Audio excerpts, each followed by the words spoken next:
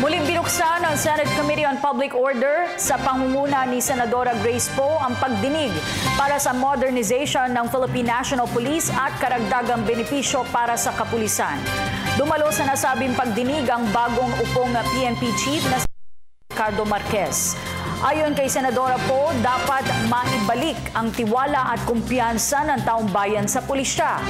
Ito ay dahil na rin sa sunod-sunod na isyong kinasasangkutan ng PNP noon, pagtaas ng insidente ng krimen at pagkakasangkot ng ilang pulis sa insidente ng Hulidap. Binusisi rin ng komite ang pangangailangan ng PNP na mapabuti ang mga kagamitan at pasilidad nito, gayon din ang karagdagang armas, mga bagong gusali at ang pagkakaroon ng sarili nitong air assets. Yung funding na modernization is spread over 10 years yata. May limitation lang naman yung atin. So gusto nating may latag over the long term para makita natin mambabatas na ito pala yung programa na dapat nating pondohan every year.